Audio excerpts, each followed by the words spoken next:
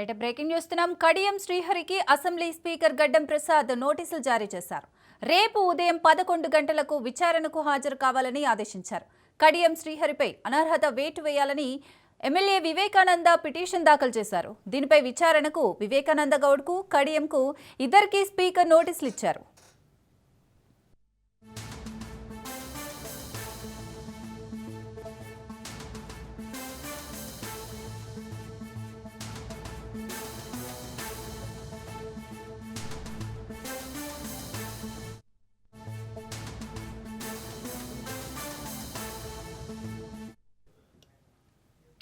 కడియం శ్రీహరికి assembly speaker గడ్డం ప్రసాద్ నోటీసులు జారీ చేశారు. రేపు ఉదయం 11 గంటలకు విచారణకు హాజరు కావాలని ఆదేశించారు. కడియం శ్రీహరిపై అనర్హత వేటు వేయాలని ఎమ్మెల్యే వివేకానంద పిటిషన్ దాఖలు చేశారు. దీనిపై విచారణకు వివేకానంద గౌడ్కు కడియంకు ఇద్దరికీ స్పీకర్ నోటీసులు ఇచ్చారు.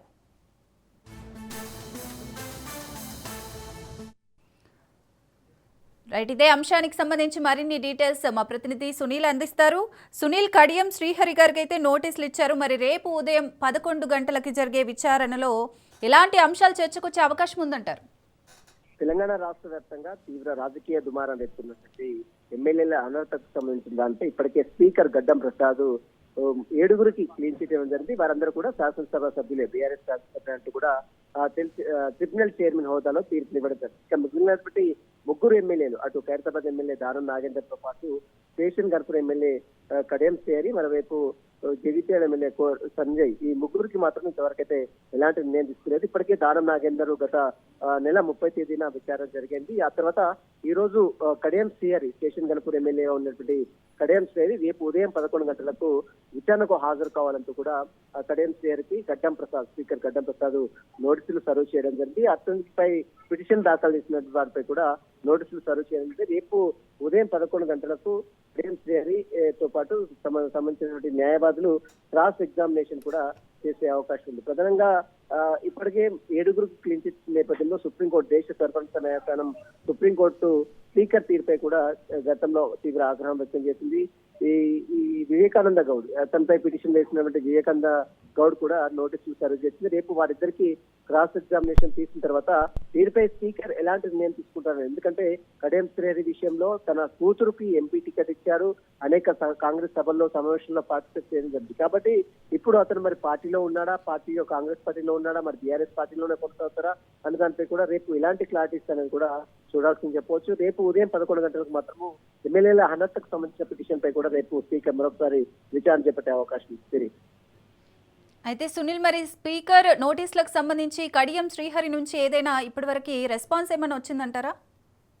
ఇప్పటివరకు అయితే కడియం శ్రీహరి ఎమ్మెల్యేల అనర్హతకు సంబంధించిన విషయంలో గతంలోనే అనేక సార్లు నోటీసులు ఇచ్చినప్పుడు కూడా కొంత టైం కావాలని స్పీకర్ కి కోరినట్టు కూడా సమాచారం తెలుస్తుంది. ఇప్పుడు ఈ రోజు ఇచ్చిన నోటీసులపై మాత్రం ఇప్పటివరకు ఎలాంటి రెస్పాన్స్ అయితే ఇవ్వలేదు. దానికి సంబంధించిన దాంట్లో విషయంలో కడియం శ్రీహరి రేపు హాజరవుతారా లేదా తన తరపు అడ్వకేట్ హాజరవుతారా అనేది కూడా చూడాల్సి చెప్పవచ్చు. ఈ కడియం శ్రీహరితో పాటు మరొక ఎమ్మెల్యే సంజయ్ సంబంధించిన ఎమ్మెల్యే పిటిషన్ కూడా ఇంకా పెండింగ్ లో ఉంది. ఇప్పటికే స్పీకర్ తీరుపై కూడా గతంలో సుప్రీంకోర్టు చాలా కీలక వ్యాఖ్యలు వేసింది.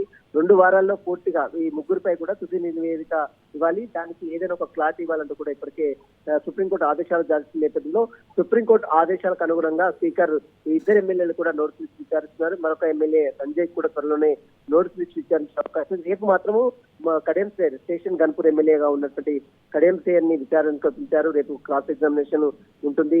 అతనిపై పిటిషన్ వేసినటువంటి కుత్బుల్లాపూర్ ఎమ్మెల్యే వివేకానంద గౌడ్ ఇద్దరి క్రాస్ ఎగ్జామినేషన్ కంప్లీట్ అయిన తర్వాత మరి స్పీకర్ వీరిద్దరికి సంబంధించిన విషయంలో ఎలాంటి నిర్ణయం తీసుకున్నారు కూడా చూడాల్సి చెప్పవచ్చు. Right, thank you Sunil.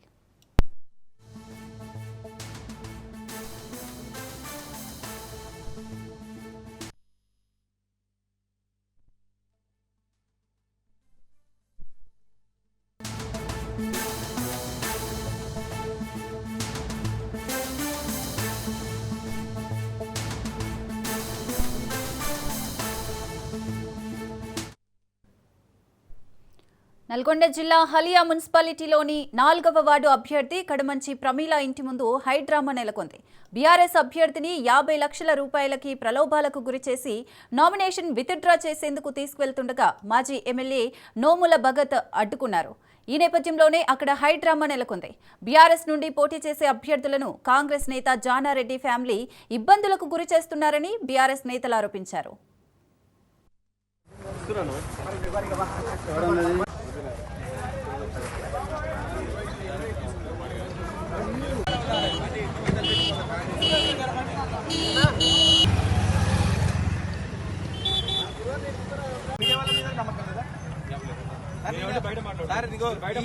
ఆయన 99 టీవీ రండి, మీరు కూడా రండి, ఇటు రండి, చెప్తున్నారు కదా రండి.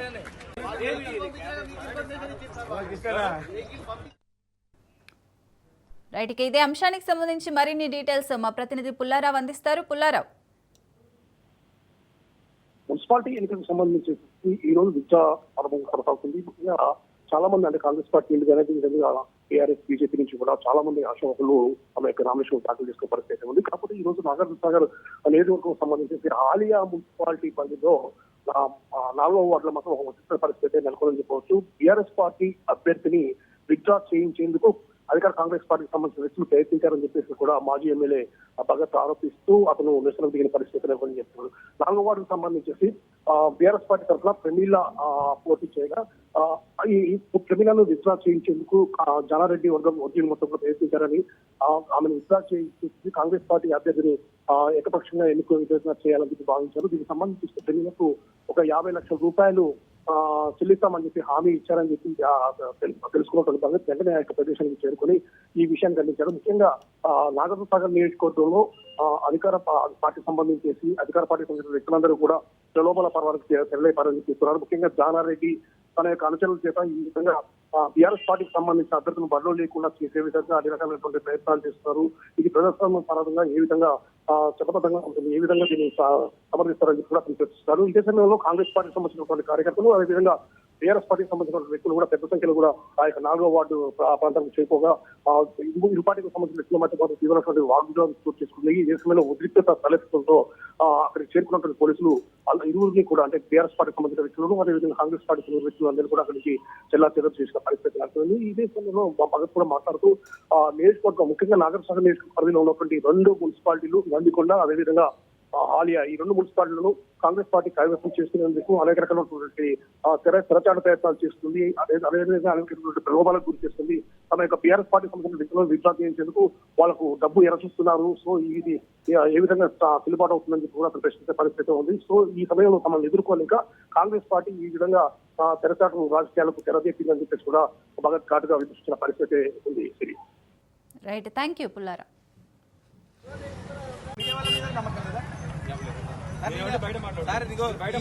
ఆయన 99 టీవీ రండి, మీరు కూడా రండి, ఇటు రండి, చెప్తున్నారు కదా రండి. జనగామ జిల్లా కాంగ్రెస్ లో అసంతృప్తి జ్వాలలు ఎగిసిపడుతున్నాయి. కొమ్మూరి ప్రతాప్ రెడ్డి ఇంటి ముందు కాంగ్రెస్ నాయకులు నిరసనకు దిగారు. పొత్తులో భాగంగా 11వ వార్డు టికెట్ సిపిఐ అభ్యర్థి అకుల సరస్వతికి కేటాయించడంతో కాంగ్రెస్ శ్రేణులు ఆందోళనకు దిగారు. 11వ వార్డు కాంగ్రెస్ వారికి ఇవ్వాలని, లేదంటే అందరం కలిసి సిపిఐ అభ్యర్థిని ఓడిస్తామని కాంగ్రెస్ నాయకులు స్పష్టం చేస్తున్నారు. కాంగ్రెస్ పార్టీ అభ్యర్థికి టికెట్ ఇస్తే ఖచ్చితంగా గెలుస్తామంటూ ధీమా వ్యక్తం చేస్తున్నారు పార్టీ నాయకులు.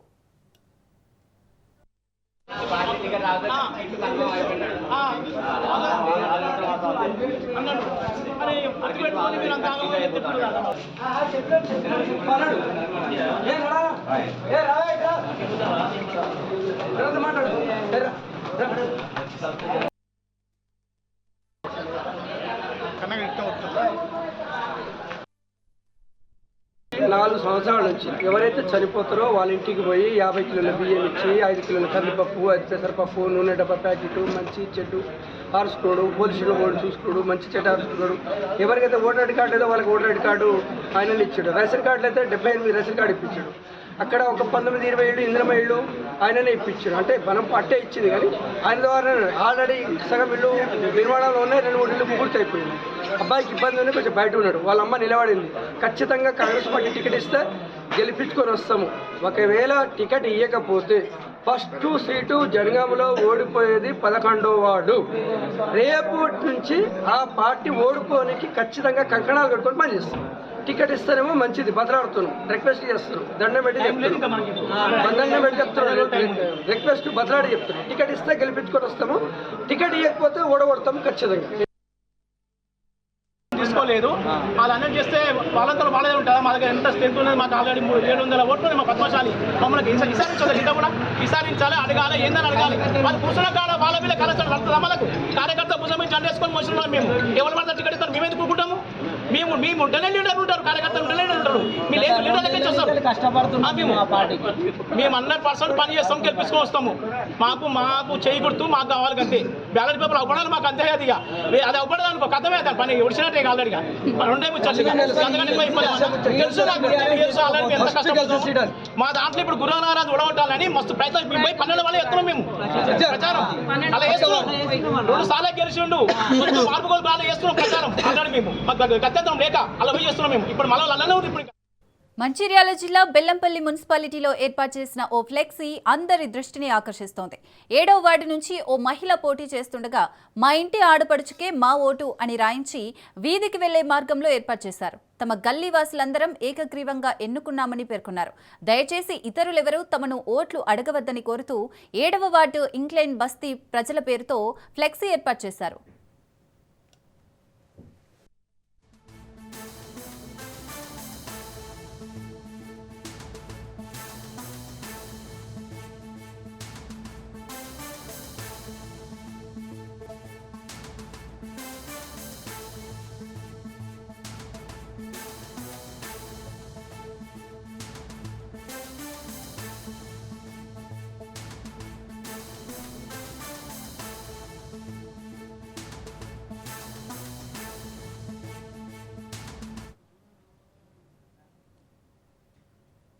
మాజీ మంత్రి కాకాని గోవర్ధన్ రెడ్డికి పోలీసులు నోటీసులు అందజేశారు. తన నివాసంలో పోలీసులు నోటీసులు తీసుకునేందుకు నిరాకరించిన కాకాని గోవర్ధన్ విచారణకు నేను సిద్ధమే, కేసు వివరాలు చెప్పాలని కాకాని పట్టుబట్టారు.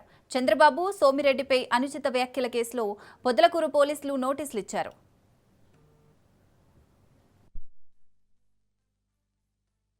నాకు అనవసరం, నా మీద అన్ని దొంగ కేసులు తప్పుడు కేసులు కట్టారు, ఒక కేసు కూడా మీరు రుజువు చేయలేకపోతున్నారు, అందుకని ఆ కేసులో భాగం ఇది, దాని వివరాలన్నీ తీసుకొస్తే దాని మీద నేను మాట్లాడతాను. పుట్టి పార్టీ నేను నోటీస్ తీసుకొచ్చి ఇస్తే సోమిరెడ్డి మీద మీరు అన్నారంటే వదిలింది ఎవరోడు సోమిరెడ్డి మీద వచ్చి అడిగితే కదా, ఏమైనా మీరు ఎందుకు అంటున్నారు సోమిరెడ్డి, నేనన్నా వాస్తవం కదా చెప్పను. పార్టీని చదువు సందేహం లేని వచ్చి మీకేదో చెప్తే మీరు ఎఫ్ఐఆర్ మీద ఎఫ్ఐఆర్లు ఆయన చెప్పిన సెక్షన్లు కట్టి మీరు తీసుకొస్తే ఆ ఎఫ్ఐఆర్లు ఏం చేసుకోవాలి కదా.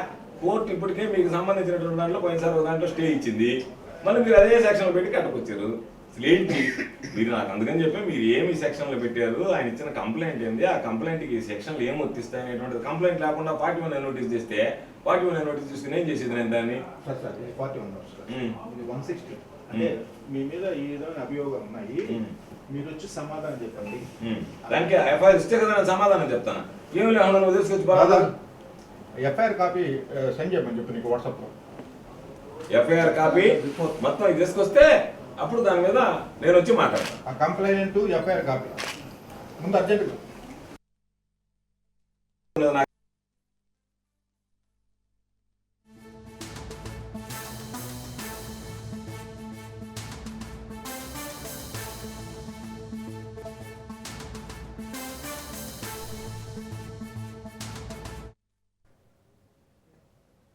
రైట్, మాజీ మంత్రి కాకాని గోవర్ధన్ రెడ్డికి పోలీసులు నోటీసులు అయితే అందజేశారు. మరిన్ని డీటెయిల్స్ మా ప్రతినిధి చరిత్ కుమార్ అందిస్తారు. చరిత్. Thank you Srisagar. ఏదైతే మాజీ మంత్రి కాకాని గోవర్ధన్ రెడ్డి వైఎస్ఆర్ కాంగ్రెస్ పార్టీ జిల్లా అధ్యక్షుడిగా కొనసాగుతున్నారు. అలాగే సర్వేపల్లి నియోజకవర్గ ఇన్ఛార్జ్ గా కూడా ఆయన ఉన్నటువంటి పరిస్థితి ఏదని చెప్పాలి. అయితే ఈ మధ్య కాలంలో తన ప్రత్యర్థి ప్రస్తుతం సర్వేపల్లి ఎమ్మెల్యే సోమిరెడ్డి చంద్రమోహన్ రెడ్డిపై అనుచిత వ్యాఖ్యలు చేశారు, వ్యక్తిత్వ హననం చేశారు అనేటువంటి ఆరోపణల నేపథ్యంలో కాకాని గోవర్ధన్ రెడ్డికి పోలీసులు నోటీసులు ఇచ్చారు. ఈ నోటీసుల నేపథ్యంలో దర్గామెట్ట పోలీసులు కాకాని నివాసం చేరుకొని నోటీసులు ఇచ్చే ప్రయత్నం చేశారు. దీనికి కాకాని సత్యమేరా అన్నారు.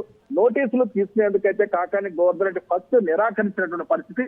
అయితే తర్వాత పోలీసులు ఆయనకి సబ్జెక్ట్ చెప్తే అంటే వివరించి నోటీసులు అయితే మాత్రం తీసుకోవాల్సిందేనటువంటి గట్టిగా పట్టుబడడంతో కాకాని గోవర్ధన్ నోటీసులు తీసుకున్నారు.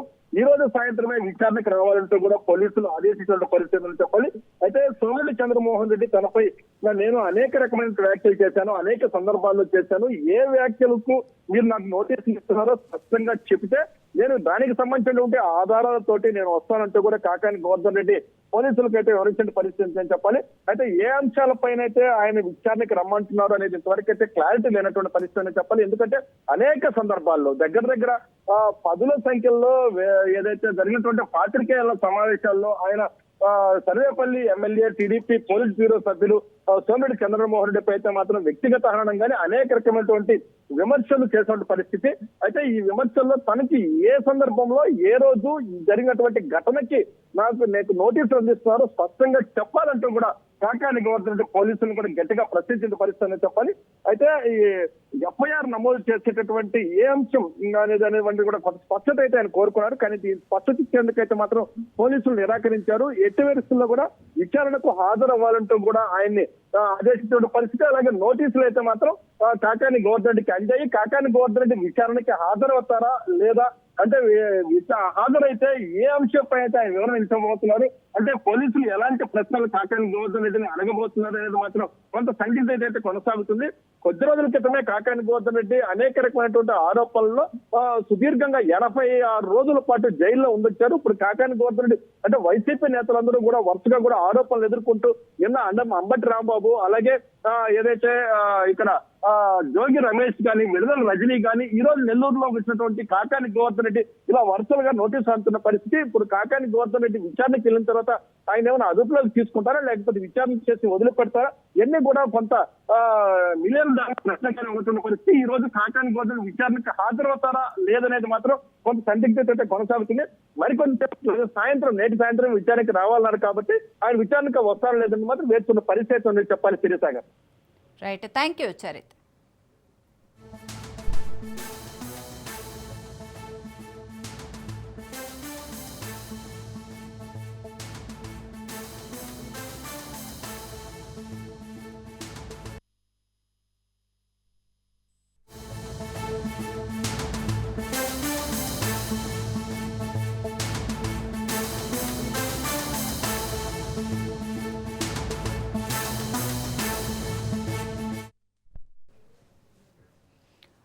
Breaking news. ప్రైవేటు వ్యక్తులు ఓయూ భూముల కబ్జాకు ప్రయత్నిస్తున్నారని నిరసిస్తూ ఏబీవీపీ విద్యార్థులు ఆందోళన చేపట్టారు. వందల ఎకరాల విలువైన భూములు ఆక్రమణకు గురవుతున్నాయి. దీనిపై విచారణ చేపట్టిన హైకోర్టు అక్రమ రిజిస్ట్రేషన్లతో భూములను ఆక్రమించినట్లు తెలిసింది. ప్రైవేటు వ్యక్తుల ఆగడాలను అరికట్టాలని డిమాండ్ చేస్తున్న ఏబీవీపీ విద్యార్థులు ఓయూ భూములను కబ్జా చేయాలని చూస్తే సహించేది లేదని హెచ్చరిస్తున్నారు. ఆందోళన చేస్తున్న విద్యార్థులను పోలీసులు అడ్డుకుని అరెస్ట్ చేశారు.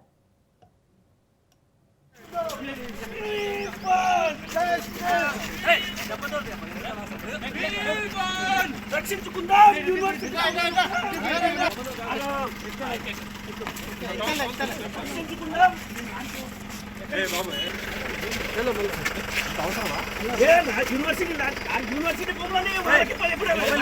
దందాలు చేసుకుంటున్నాడు,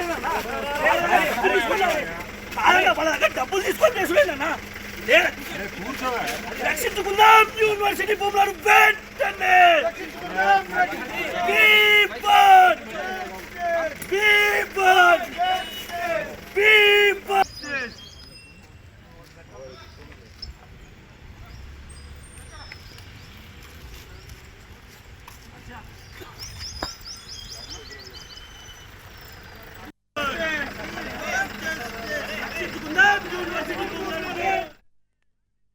వికారాబాద్ జిల్లా పరిగి నియోజకవర్గంలో రాజ్ న్యూస్ క్యాలెండర్ను KSR trust chairman BJP senior నాయకులు శరత్ కుమార్ రెడ్డి ఆవిష్కరించారు. ఈ సందర్భంగా పరిగి నియోజకవర్గ ప్రజలకు శివరాత్రి, ఉగాది శుభాకాంక్షలు తెలిపారు శరత్ కుమార్ రెడ్డి. మున్సిపల్ ఎన్నికల్లో ప్రతి వార్డులో బీజేపీ బలపరిచిన అభ్యర్థులను భారీ మెజారిటీతో గెలిపించాలని ఆయన విజ్ఞప్తి చేశారు.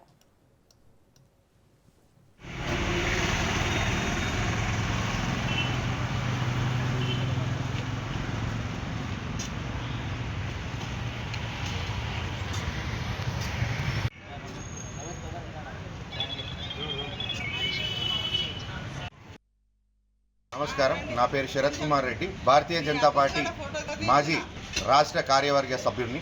ముందుగా పరిగి మా హిందూ బంధువులందరికీ రాబోయే శివరాత్రి, ఉగాది శుభాకాంక్షలు. అదేవిధంగా పరిగి పట్టణ ప్రాంతం ప్రజలకు నా కోరిక ఏంటంటే, దయచేసి ఈసారి కమలం పువ్వు గుర్తుకి గట్టిగా ఓటేసి బీజేపీ అభ్యర్థులను భారీ మెజార్టీతో గెలిపించాలని మీ అందరినీ చేతులు ఎత్తి నమస్కరిస్తున్నాము. దయచేసి ఈసారి మీ వార్డులో భారతీయ జనతా పార్టీ క్యాండిడేట్ ఎవరైనా సరే మన పార్టీ గుర్తు కమలం పువ్వు గుర్తుకు ఓటేసి మన అభ్యర్థులను గెలిపించాలని సమయంగా మనవి చేసుకుంటున్నాం. అదేవిధంగా రాజ్ న్యూస్ ఎలక్ట్రానిక్ మీడియాకి ధన్యవాదాలు.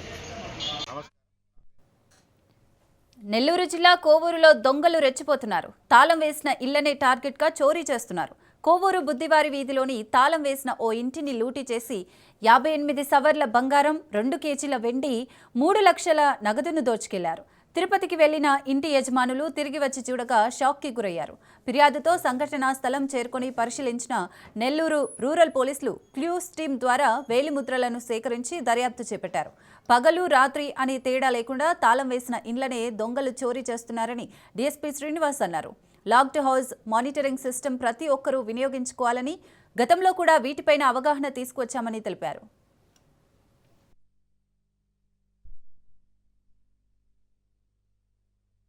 పోర్లు సుధాకర్ గారని గొల్ల వీధిలో కొవ్వూరులో రాత్రి వాళ్ళ ఇంటికి వచ్చి చూసేటప్పటికి ఇంట్లో మెయిన్ డోర్ బ్రేక్ చేసింది. అలానే ఇంట్లో వస్తువులన్నీ చిందరవందరగా పడి ఉన్నాయి. శనివారం నాడు తిరుపతి వెళ్ళారు. అలానే వాళ్ళ మదర్, ఫాదరు, వాళ్ళ సిస్టర్ వాళ్ళ ఇంట్లో ఉన్నారు. ఇంట్లో సుమారు 472 గ్రాముల బంగారం, అలానే 3 కేజీస్ సిల్వరు, సుమారు 3 లక్షల రూపాయల నగదుతోటి ట్రంక్ బాక్స్లో పెట్టుండగా తెలియని దొంగలు వచ్చి బ్రేక్ చేసి అఫెక్ట్ చేశారు. దీనికి సంబంధించి స్పెషల్ టీమ్ ఒకటి ఫామ్ చేసాము. సిసిఎస్ ఇన్స్పెక్టర్, అలానే మా సుధాకర్ ఇన్స్పెక్టర్ గారు అందరూ టీమ్స్ ఫామ్ చేసి ఈ కేసు డిటెక్ట్ చేయడానికి తప్పనిసరిగా కృషి చేస్తాము. మెయిన్ ఏంటంటే అందరికీ మేము రిపీటెడ్గా చెప్తా ఉన్నాము, దొంగతనాలు చేసే మెయిన్ టార్గెట్ ఏంటంటే లాక్డ్ హౌసెస్.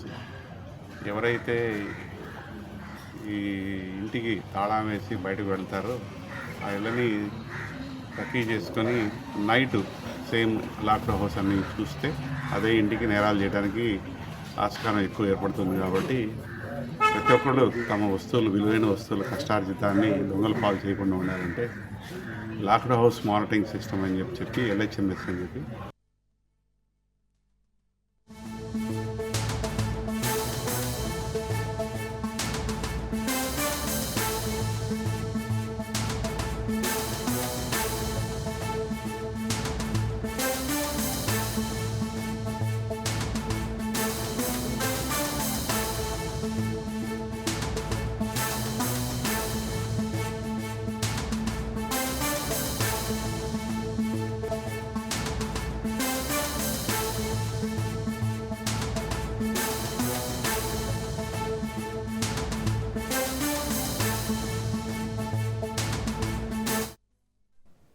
రైట్, బ్రేకింగ్ చూస్తున్నాం. రైల్వే కోడూరు ఎమ్మెల్యే అరవ శ్రీధర్ విచారణ ముగిసింది. తన దగ్గర ఉన్న ఆధారాలు త్రిసభ్య కమిటీకి ఇచ్చానన్నారు అరవ శ్రీధర్. పార్టీ ఏ నిర్ణయం తీసుకుంటుందో తనకు తెలియదన్నారు. కమిటీ నివేదికపై ఆధారపడి ఉంటుందన్నారు అరవ శ్రీధర్. హర్షవీణ ఆరోపణలపై శ్రీధర్ను వివరణ కోరింది కమిటీ. అరవ శ్రీధర్ తన ఇంటికి వచ్చి వెళ్లేవాడని మహిళ స్టేట్మెంట్ ఆధారంగా విచారించారు.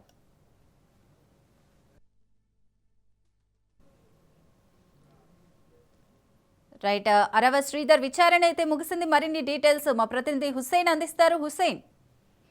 Okay, thank you Sri. Tirupati జిల్లా రైల్వే కోడూరుకు సంబంధించినటువంటి జనసేన ఎమ్మెల్యే అరవ శ్రీధర్ ఇవాళ విచారణ కమిటీ ముందు హాజరయ్యారు. తనకు సంబంధించినటువంటి అన్ని వివరాలు చెప్పి కొద్దిసేపటి క్రితమే ఆయన ఆ కమిటీ ముందు నుంచి వెళ్లిపోయారు.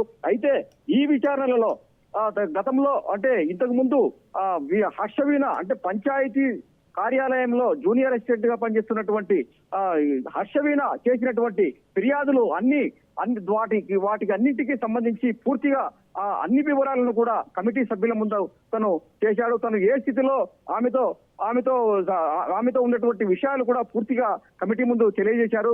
అయితే ఇందులో అసలు విషయాలు ఏమిటి అనేది ఈ కమిటీ సభ్యులు పూర్తిగా మీడియాకు కొంతసేపటి అంటే ఈ విచారణ అనంతరము పూర్తిగా మనకు తెలియజేసేటువంటి అవకాశం ఉంది. లోపల మాత్రము అరవ శ్రీధర్తో దాదాపుగా 2 గంటల పాటు కమిటీ సభ్యులు విచారించారు. ఏ అంశాలు అంటే ఆమె హర్షవీణ ఇచ్చినటువంటి అన్ని అంశాలకు ఆయన వివరణ ఇచ్చినట్లుగా కూడా మనకు సమాచారం ఉంది.